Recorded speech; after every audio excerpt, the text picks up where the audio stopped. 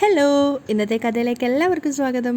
അങ്ങനെ നയന ആദർശിനോട് പറയാണ്, ഇന്നത്തെ ദിവസം ഞാൻ ഒരുപാട് സമയം പൂജാമുറിയിലായിരുന്നു. എന്ത് വേണമെന്ന് വെച്ച് കഴിഞ്ഞാൽ ആദർശേട്ടനെ പോയ കാര്യം സക്സസ് ആവാനും തിരിച്ചു വരുമ്പോൾ പുഞ്ചിരിച്ച മുഖത്തോടെ കയറി വരാനും വേണ്ടിയിട്ടായിരുന്നു. പക്ഷേ ഇന്ന് ആദ്യമായിട്ടായിരിക്കും ആദർശേട്ടൻ്റെ അമ്മ ആദർശേട്ടൻ പോയ കാര്യം സക്സസ് ആവരുതെന്ന് ആഗ്രഹിച്ചിട്ടുണ്ടാവുക. അത് വേറൊന്നും കൊണ്ടല്ല, മരുമകളോട് അത്രയ്ക്ക് ദേഷ്യം അമ്മയ്ക്ക് ഇപ്പോഴും. അപ്പോൾ ആദർശ് പറയുന്നുണ്ട്, അതെനിക്കറിയാം, അത് അമ്മയുടെ സ്വഭാവം അറിയാവുന്നത് കൊണ്ട് ഈ ഷർട്ട് നീയാ സെലക്ട് ചെയ്ത് തന്നത് എന്ന് ഞാൻ പറയാൻ പാടില്ലായിരുന്നു. എന്തായാലും അമ്മയുടെ സ്വഭാവം നമുക്കറിയാലോ, അതുകൊണ്ട് ഇനിയൊരു പ്രശ്നത്തിന് ഉണ്ടാക്കണ്ട, നമുക്ക് സഹകരിച്ച് പോവാം. അപ്പം നയന പറയുന്നുണ്ട്, ഞാനും അതിന് തന്നെയാണ് ശ്രമിക്കുന്നത്, എപ്പോഴും ഞാൻ അങ്ങനെ ശ്രമിക്കുകയും ചെയ്യുള്ളൂ. അവനത് കേട്ടപ്പോൾ സന്തോഷമാവുകയാണ്. അതേസമയം മുത്തശ്ശനും മുത്തശ്ശിയും കൂടി അനാമികയ്ക്ക് വേണ്ടിയിട്ട് വാങ്ങിച്ചിട്ടുണ്ടായിരുന്ന താലി എടുത്ത് നോക്കുകയാണ്. ഇത് പൂജാമുറിയിൽ വെച്ച് പൂജിക്കണ്ടേ, അനാമിക മോൾക്ക് ഇടേണ്ട മാലയല്ലേ. അപ്പോൾ അദ്ദേഹം പറയുന്നുണ്ട്, പിന്നെ പൂജിക്കണ്ടേ, അങ്ങോട്ടേക്കാണ് നയന വരുന്നത്. നയനയെ കണ്ടതും അദ്ദേഹം പറയുന്നുണ്ട്, ആഹാ പൂജാരി വന്നല്ലോ. പൂജാരിയോ? നയന സംശയത്തോട് ചോദിക്കുകയാണ്. ഈ വീട്ടിലിപ്പോൾ പൂജകളൊക്കെ ചെയ്യുന്നത് മോളല്ലേ, അതുകൊണ്ടാ അങ്ങനെ പറഞ്ഞേ. അതിനുശേഷം മുത്തശ്ശി പറയുന്നുണ്ട്, ഇത് അനാമികയ്ക്ക് കൊടുക്കാനുള്ള മാലയാണ്, ഇത് ഇന്ന് പൂജാമുറിയിൽ വെച്ച് പൂജിച്ചതിന് ശേഷം വിവാഹത്തിൻ്റെ അന്ന് എടുത്താൽ മതി എന്നൊക്കെ നയനയോട് പറയാണ്. ആ സമയത്ത് മുത്തശ്ശൻ ചോദിക്കുന്നുണ്ട്, ഈ ഡിസൈൻ ഏതാണെന്ന് മോൾക്ക് മനസ്സിലായോ? നയന അത് ശ്രദ്ധിച്ചു നോക്കുകയാണ്. അതിനുശേഷം അവൾ ചോദിക്കുന്നുണ്ട്, ഇത് എൻ്റെ ഡിസൈൻ അല്ലേ? അപ്പോൾ ഭയങ്കര കോയിൻസിഡൻസ് ആയല്ലോ എന്നൊക്കെ നയന സന്തോഷത്തോടെ പറയാണ്. എന്താ സംഭവം ചോദിക്കുന്ന സമയത്ത് അവൾ പറയുന്നുണ്ട്, എൻ്റെ ഒരു ഡിസൈനിലുള്ള മാല അനാമികയ്ക്ക് കിട്ടണമെന്ന് ഞാൻ ആഗ്രഹിച്ചിരുന്നു, അനിയുടെ ഭാര്യയാകാൻ പോകുന്ന പെൺകുട്ടി കെട്ടണം എന്നുള്ളത്. പക്ഷേ പ്രതീക്ഷിക്കാതെ മുത്തശ്ശനും മുത്തശ്ശി അത് തന്നെയാണല്ലോ സെലക്ട് ചെയ്തതെന്നൊക്കെ അവൾ ഭയങ്കര സന്തോഷത്തോടെയാണ് പറയുന്നത്.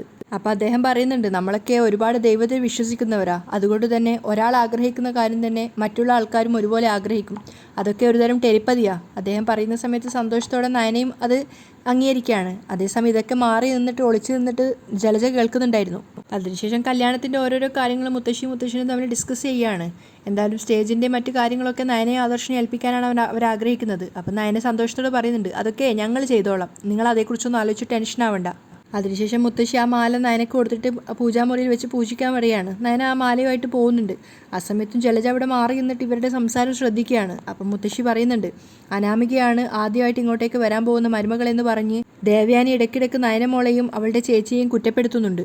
അപ്പം മുത്തശ്ശനും പറയുന്നുണ്ട്, അത് നയന കേൾക്കാൻ വേണ്ടി മനഃപൂർവ്വം പറയുന്നതല്ലേ, ആരൊക്കെ എന്തൊക്കെ പറഞ്ഞാലും നമ്മുടെ കുടുംബത്തിന് ദൈവം കൊണ്ടുതന്ന നിധിയാണ് ഇപ്പോൾ ആ പോയത്. താൻ കൊടുത്ത മാല വിഘ്നേശ്വരൻ്റെ മുന്നിൽ വെച്ച് പ്രാർത്ഥിക്കുമ്പോൾ ആ വിഘ്നേശ്വരനെ മോടി പിടിപ്പിച്ചതുപോലും മോളാണെന്ന് ഓർക്കണം. അന്ന് ആ വിഘ്നേശ്വരനുമായി നയനമോൾ വന്നപ്പോഴാണ് മോളെ നമ്മൾ ആദ്യമായിട്ട് കാണുന്നത്. അതെന്തോ ഒരു നിമിത്തമായിട്ട് എനിക്ക് തോന്നി. പിന്നെ ആദർശിൻ്റെ വിവാഹത്തിൻ്റെ അന്ന് നടന്ന ആ നാടകരംഗങ്ങളൊക്കെ മോളെ നമുക്ക് കിട്ടാൻ വേണ്ടി ദൈവങ്ങൾ അനുഗ്രഹിച്ച് ചെയ്തു വെച്ച ഓരോരോ കാര്യങ്ങളാണെന്ന് എനിക്കിപ്പോൾ തോന്നുന്നത്. അത് കേട്ട് സന്തോഷത്തോടെ മുത്തശ്ശിയും പറയുന്നുണ്ട്, നമ്മുടെ ബന്ധത്തിലും ഈ നാട്ടിലും ഇതുപോലൊരു നല്ല മരുമകൾ വന്നു കാണില്ല. എന്നിട്ടും അത് ദേവയാനിക്ക് മനസ്സിലാവാത്തതാണ് എൻ്റെ സങ്കടം. അപ്പം മുത്തശ്ശൻ പറയാണ്, അതവൾ മനസ്സിലാക്കും, പക്ഷെ അത് അവളുടെ വാർദ്ധക്യത്തിലായിരിക്കുമെന്ന് മാത്രം. നയന നേരെ മാല കൊണ്ടുപോയി പൂജാമുറിയിൽ വെച്ചിട്ട് പ്രാർത്ഥിക്കുകയാണ്. പക്ഷെ നയനക്ക് തൊട്ട് പിന്നാലെ തന്നെ ജലജയും അങ്ങോട്ട് എത്തിയിട്ടുണ്ടായിരുന്നു. അവരാ മാല നോക്കിക്കൊണ്ട് വിചാരിക്കുന്നുണ്ട്, അതൊരു 10-20 പവനെങ്കിലും കാണുമല്ലോ. എന്തായാലും ആദർശും അഭിയൊന്നും ഇത്രയും വലിയ ഗോൾഡൊന്നും ഇവളുമാർക്ക് ഇട്ടുകൊടുത്തിട്ടില്ല. സാധാരണ പെൺവീട്ടുകാരാ ഇങ്ങനെ സ്വർണം വാങ്ങിക്കൂട്ടുന്നത്, എന്നാൽ ഇവിടെയെല്ലാം തിരിച്ചാ. അതേസമയം നയന പ്രാർത്ഥിക്കുന്നുണ്ട്, അനാമികയെ എനിക്ക് വലിയ താല്പര്യമൊന്നുമില്ല, എങ്കിലും അവരുടെ ദാമ്പത്യം തടസ്സമൊന്നും കൂടാതെ നടത്തണേ, അതുപോലെ തന്നെ അവരുടെ ജീവിതവും നന്നായി തീർക്കണേ. പൂജ കഴിഞ്ഞതിന് ശേഷം ആ സ്വർണത്തിൻ്റെ ആമാടപ്പെട്ടി പൂട്ടി വെച്ചിട്ടാണ് നയന പുറത്തേക്ക് ഇറങ്ങി പോകുന്നത്. അവളുടെ കണ്ണ് ശ്രദ്ധിക്കാതിരിക്കാൻ വേണ്ടിയിട്ട് ജലജ മാറി നിൽക്കുന്നുണ്ടായിരുന്നു. നയന അങ്ങോട്ട് പോയതിനു ശേഷം അകത്തേക്ക് കയറിയിട്ട് ആ പെട്ടി തുറന്നിട്ട് ജലജ ആ മാല എടുക്കുകയാണ്. എന്നിട്ട് അവൾ സ്വയം ചിന്തിക്കുന്നുണ്ട്, ഈ വീട്ടിൽ കുറച്ച് പാഴ്ജന്മങ്ങൾ കയറി കൂടിയിട്ടുണ്ട്, അവരെ പുറത്താക്കാൻ ഇതൊരു നല്ല അവസരമാണ്. എടി കനകെ, നിനക്ക് ഞാൻ വച്ചിട്ടുണ്ടെടി, ഒരു വെടിക്ക് 2 പക്ഷി, മാലക്കള്ളി എന്ന മുദ്ര കുത്തി നിന്നെയും നിൻ്റെ മക്കളെയും ഞാനിവിടെ ഓടിക്കും. ജലജ നേരെ പോയത് സ്വന്തം മുറിയിലേക്കാണ്. അവിടെയാണ് കനകയുടെ ബാഗ് ഉണ്ടായിരുന്നത്. ആ സ്യൂട്ട് എടുത്തിട്ട് അതിനകത്തേക്ക് അവൾ ആ മാല കുത്തിക്കയറ്റി വെക്കുകയാണ്. എന്നിട്ട് വിചാരിക്കുന്നുണ്ട്, എല്ലാവരും എല്ലായിടവും തിരഞ്ഞതിന് ശേഷം അവസാനം ഈ മാല ഇവളുടെ ബാഗിൽ നിന്ന് കണ്ടെടുക്കട്ടെ. അമ്മയ്ക്ക് മാത്രമല്ല മക്കൾക്കും അതിൽ പങ്കുണ്ടെന്ന് ഞാൻ സ്ഥാപിക്കും. അതോടെ നയനയുടെ മേധാവിത്വം അവസാനിക്കും. ജലജ സമാധാനത്തോടെ ചിന്തിക്കുകയാണ്. അതേസമയം അനാമികയും അനിയും കൂടെ പുറത്ത് വന്ന് ഇരുന്നിട്ട് കോഫി കുടിച്ചുകൊണ്ടിരിക്കുകയാണ്. ആ സമയത്ത് അനാമിക ചോദിക്കുന്നുണ്ട്, എനിക്കിടാനുള്ള മാല ഇന്നലെ പൂജയ്ക്ക് വെച്ചായിരുന്നോ? ആ വെച്ചിരുന്നു. ആ മാല നീ എൻ്റെ കഴുത്തിലിടുന്ന ദിവസത്തിന് വേണ്ടി ഞാൻ കാത്തിരിക്കുക. എന്ന് മാത്രമല്ല ആ വീട്ടിലേക്ക് വരാൻ വേണ്ടി ഞാൻ വളരെ ആവേശത്തോടെയാണ് കാത്തിരിക്കുന്നത്. എന്ത് നല്ല മുത്തശ്ശനും മുത്തശ്ശിയുമാടാ നിൻ്റെ, അവരെ പോലുള്ളവരെ കിട്ടാൻ പുണ്യം ചെയ്യണം. നിനക്കത് മനസ്സിലായല്ലോ. അങ്ങനെയുള്ളപ്പോൾ അവരെ വേദനിപ്പിക്കുന്ന ഒരു പ്രവൃത്തിയും നമ്മുടെ ഭാഗത്തുനിന്ന് ഉണ്ടാവരുത് അനി പറഞ്ഞു കൊടുക്കുകയാണ്. ആ സമയത്താണ് നന്ദു അവളുടെ കൂട്ടുകാരും കൂടി അതേ റെസ്റ്റോറൻറ്റിൽ തന്നെ വന്നിട്ടുണ്ടായിരുന്നത്. ഫസ്റ്റ് അവരെ കാണുന്നത് അനാമികയാണ്. അപ്പം തന്നെ അവളുടെ മുഖം വലിഞ്ഞു മുറുകുന്നുണ്ട്. പിന്നീടാണ് അനി കാണുന്നത് നന്ദു അവിടെ വന്നത്. അവർ രണ്ടുപേരും പരസ്പരം മുഖത്തോട് മുഖം നോക്കിയപ്പോൾ രണ്ടുപേർക്കും ഒരു നഷ്ടബോധം ഉണ്ടായിരുന്നു.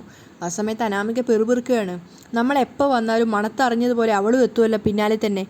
ആ സമയത്ത് നന്ദു ചിന്തിക്കുന്നുണ്ട്, ഇന്നും ഇവരുടെ മുന്നിൽ വന്ന് പെട്ടല്ലോ. രംഗം കൂടുതൽ വഷളാവണ്ടെന്ന് കരുതിയിട്ട് നന്ദു പറയുന്നുണ്ട്, കല്യാണത്തിന് മുമ്പ് രണ്ടാളും മാക്സിമം ചുറ്റിയടിക്കുകയാണല്ലേ. അനിയ പറഞ്ഞത് ഒന്ന് കാണണമെന്ന് അനാമിക പറയുന്നുണ്ട്. അപ്പം നന്ദു പറയുന്നുണ്ട്, അനിയെ ഞാനൊന്ന് ഫിറ്റാക്കി എടുത്തുകൊണ്ടിരിക്കുകയായിരുന്നു, അപ്പോഴാണ് ഈ കല്യാണമൊക്കെ വന്നത്. അതുകൊണ്ട് ഇപ്പോൾ ക്ലാസ്സിനൊന്നും വരുന്നില്ല. സത്യം പറഞ്ഞാൽ ഇവൻ്റെ ഗുരുവാ നന്ദു, അവളുടെ കൂട്ടുകാർ പറയുന്നുണ്ട്. അപ്പം അനാമിക പറയാണ്, ഇനിയിപ്പോൾ കല്യാണം കഴിഞ്ഞിട്ട് ഞങ്ങൾ രണ്ടുപേരും കൂടെ വരാം. ആയിക്കോട്ടെ നന്ദു പറയാണ്. പക്ഷെ എനിക്ക് എന്തൊക്കെയോ നന്ദുവിൻ്റെ മുഖത്ത് നിന്ന് കണ്ണെടുക്കാൻ തോന്നുന്നുണ്ടായിരുന്നില്ല. ആ സമയത്ത് അനാമിക പറയുന്നുണ്ട്, ഇനി ഇങ്ങോട്ടേക്കുള്ള വരവ് നിർത്തണം, ഇവിടെ നമ്മുടെ പ്രൈവസി നഷ്ടപ്പെട്ടു തുടങ്ങി. അപ്പം നന്ദുവിൻ്റെ കൂട്ടുകാർ പറയാണ്, ശരിക്കും പറഞ്ഞാൽ നീയും അനിയും ആയിരുന്നു നല്ല മാച്ച്. മിണ്ടരുത്, ഇനി ഇത്തരം കാര്യങ്ങൾ നമ്മുടെ സംസാരത്തിനിടയിൽ വരരുത്, അതെനിക്കിഷ്ടമല്ല. കല്യാണത്തിന് അനിയെ ഒരുക്കേണ്ടത് നമ്മളാ. അപ്പം നന്ദു പറയുന്നുണ്ട്, അവരൊക്കെ വലിയ പണക്കാരല്ലേ, അതൊക്കെ ബ്യൂട്ടീഷ്യന്മാരെ വല്ലവരെ ഏൽപ്പിച്ചോളും. എന്നാലും നമ്മൾ ചെയ്യണമെന്നാണ് അവർ പറഞ്ഞിട്ടുള്ളത്. നോക്കാം. നന്ദു വലിയ താല്പര്യമില്ലാത്ത മട്ടിലാണ് പറയുന്നത്. അനിയാണെങ്കിൽ ഓരോ കവിളിൽ ചായ കുടിക്കുന്നതനുസരിച്ച് നന്ദുവിനെ തന്നെ നോക്കിക്കൊണ്ടിരിക്കുകയാണ്. അനാമിക അത് കാണുന്ന സമയത്ത് അവൾക്ക് ദേഷ്യം വരുന്നുണ്ടായിരുന്നു. നന്ദു നോക്കുന്നുണ്ട്, പക്ഷെ അവൾക്ക് ചിരിക്കണോ ഒന്ന് പറയണോ ഒന്നും അറിയാൻ പറ്റാത്ത അവസ്ഥയിലാണ്. ആ സമയത്ത് അനാമിക ദേഷ്യത്തോട് ചോദിക്കുകയാണ്, നീ എന്തിനാ ഇടയ്ക്കിടയ്ക്ക് അങ്ങോട്ടേക്ക് നോക്കിക്കൊണ്ടിരിക്കുന്നത്? എന്താ എനിക്ക് നോക്കിക്കൂടെ? തിരിച്ച് അനി ചോദിക്കുന്നുണ്ട്. അവൾ വന്നപ്പോൾ നിൻ്റെ മുഖത്തുണ്ടായ മാറ്റമൊക്കെ ഞാൻ ശ്രദ്ധിക്കുന്നുണ്ടായിരുന്നു. അവൾ നിന്നെ ഒരു ഫ്രണ്ടായിട്ടായിരിക്കും കാണുന്നത്, പക്ഷേ ഇപ്പോഴും നിൻ്റെ മനസ്സിൽ അവളുണ്ടോ എന്ന കാര്യത്തിൽ എനിക്ക് സംശയമുണ്ട്.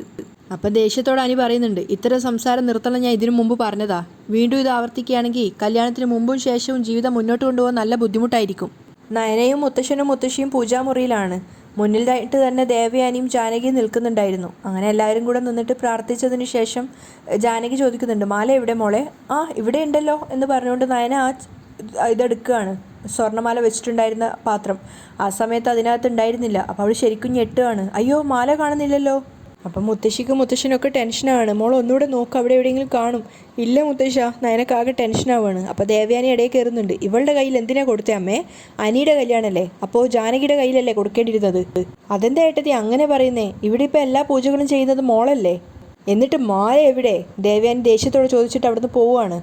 നയന കരഞ്ഞുകൊണ്ടിരിക്കുകയാണ്. അപ്പം മുത്തശ്ശി പറയുന്നുണ്ട്, സാരമില്ല മോളെ, നമുക്കത് കണ്ടുപിടിക്കാം, നീ ടെൻഷൻ ആവണ്ട.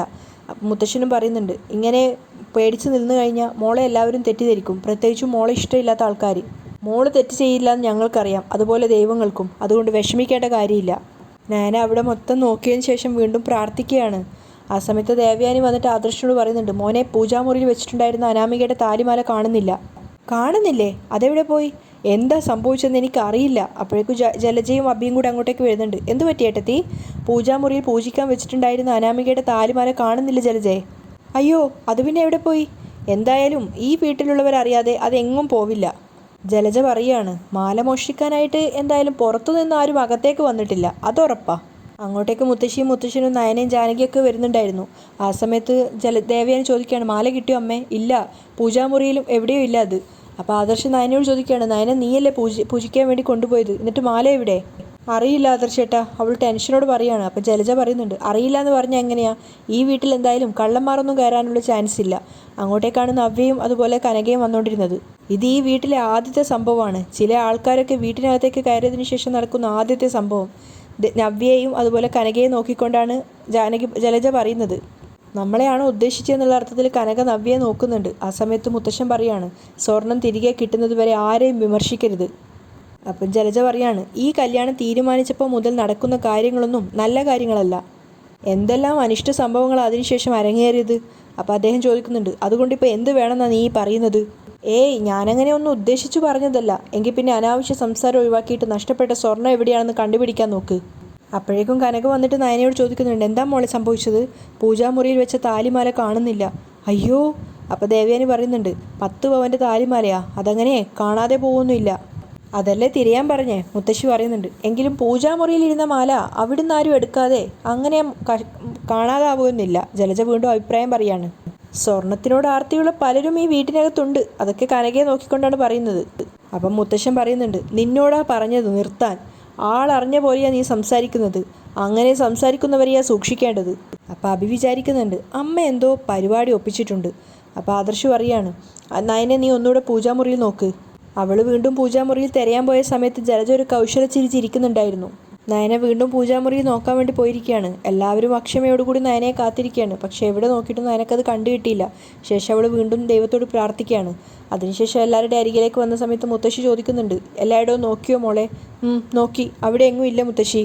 പിന്നെ നീ അത് എവിടെയാണ് കൊണ്ടുവച്ചത്? ജലജ ചോദിക്കുകയാണ്. നയന പൂജാമുറിയിൽ വെച്ചതാണെന്ന് പറഞ്ഞില്ലേ? ആദർശ് പറയുന്നുണ്ട്. അങ്ങനെ വെച്ച മാല ഓടിപ്പോവോ മോനെ? ജലജ വീണ്ടും എരികേറ്റുകയാണ്. അങ്ങനെ ഓടിപ്പോവാൻ അതിന് കയ്യും കാലും ഇല്ലല്ലോ. അപ്പോൾ പിന്നെ കയ്യും കാലും ഉള്ളവരത് മാറ്റി എന്നാണ് ഞാൻ പറഞ്ഞത്. വീണ്ടും കനകയെ തന്നെ നോക്കിക്കൊണ്ടാണ് സംസാരിക്കുന്നത്. ആ സമയത്ത് മുത്തശ്ശൻ പറയുന്നുണ്ട്, ഒരു വീട്ടിൽ നിന്ന് എന്തെങ്കിലും കളവ് പോകുമ്പോൾ ആ വീട്ടിലേക്ക് കയറി വന്നവർക്കായിരിക്കും കൂടുതൽ വിഷമം. അവരെ മറ്റുള്ളവർ സംശയിക്കുമെന്ന് കരുതിയിട്ട്. നമ്മുടെ ആറ്റിങ്ങൽ ബ്രാഞ്ചിൽ നിന്നും ഒരു മാല കാണാതെ പോയപ്പോൾ അവിടുത്തെ ഒരു സ്റ്റാഫ് വല്ലാതെ വിഷമിച്ചു. അത് മനസ്സിലാക്കിയ ഞാൻ പോലീസിൽ കംപ്ലൈൻറ്റ് ചെയ്തില്ല. പക്ഷേ പിന്നീട് CCTV നോക്കിയപ്പോൾ മനസ്സിലായി ആ മാല എടുത്തത് നിൻ്റെ മോനാണെന്ന്. അബിയെ തന്നെ നോക്കുകയാണ് എല്ലാവരും. അപ്പോൾ ജലജ പറയുന്നുണ്ട്, അത് പിന്നെ അവൻ എടുത്തത് പറയാൻ മറന്നുപോയതല്ലേ. പിന്നെ അവനായിരുന്നല്ലോ ആ ജ്വല്ലറിയുടെ മേൽനോട്ടം. അപ്പോൾ ആദർശ് പറയുന്നുണ്ട്, അന്ന് തൊട്ടായി അവൻ്റെ മേൽനോട്ടം നിർത്തിയത്. അതുകൊണ്ട് മാല കാണാതെ പോയാൽ ആദ്യം സംശയിക്കേണ്ടത് ഇവനെയാ. അപ്പോൾ അബി പറയുന്നുണ്ട്, അയ്യോ ഇനി ആരും ചെയ്യാത്ത തെറ്റ് എൻ്റെ തലയിൽ കെട്ടിവെക്കണ്ട.